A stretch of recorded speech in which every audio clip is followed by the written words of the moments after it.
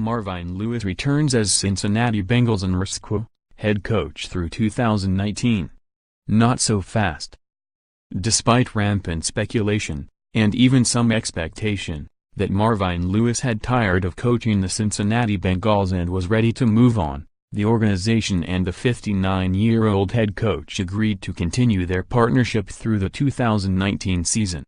Next year will be his 16th on the sidelines at Paul Brown Stadium, and he remains the second longest tenured head coach in the league behind New England's Bill Belichick.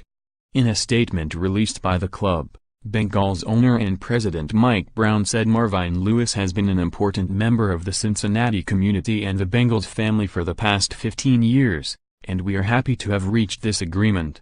Marvin has made significant contributions during his time here.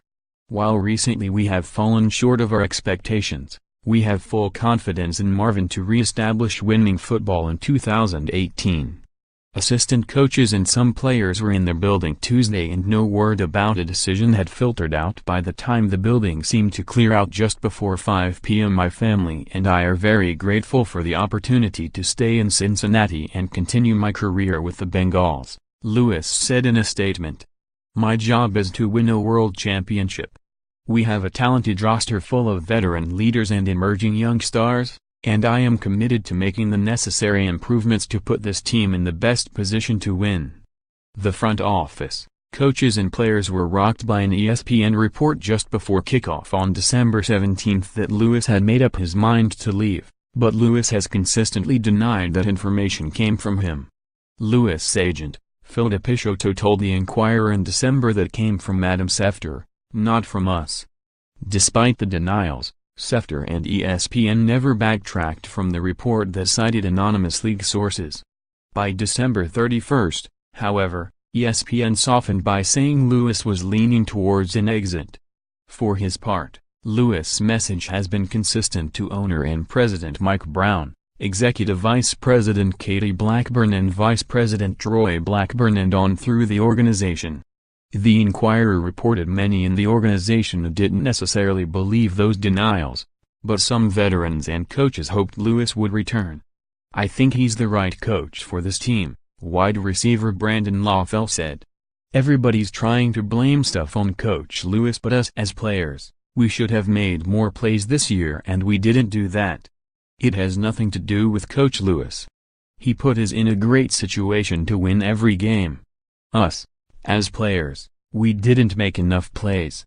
The 2017 season marked the second straight losing campaign after 5 straight playoff appearances, but Lewis has always maintained he wanted to coach in 2018. Clearly, the front office determined there was enough progress from the young talent that Lewis should lead a third reboot of the franchise under his watch. We're starting to play. He got us playing. He got us playing good, Bengals cornerback Drew Kirkpatrick said. But at the end of the day, that's our responsibility to win games. That's not his responsibility. It's our responsibility to win games. He's my dog. I'm emotionally attached to him. I can't see myself, right now, with another coach. Lewis does have the most regular season victories and playoff appearances in franchise history. With 2 straight victories to end 2017, Lewis has 125 regular season wins, which is tied for most in NFL history without a playoff victory.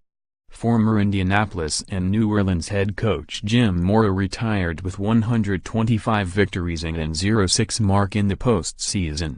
Ownership had a list of candidates to interview should the two sides parted ways, including coordinators Paul Guenther, Bill Lazor and Darren Simmons. With Lewis back, it is expected that Guenther will move elsewhere and the Bengals will need to find a new defensive coordinator.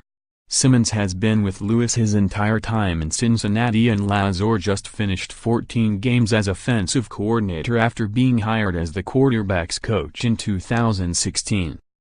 The Inquirer learned from multiple team sources that in their discussions about a return, Lewis and ownership had serious talks about the makeup of his staff. With every assistant's contract up, Lewis may now have an opportunity to reshape his staff entirely. Since 2015, the team has lost Hugh Jackson, Vance Joseph, Matt Burke, Mark Carrier and Jay Hayes.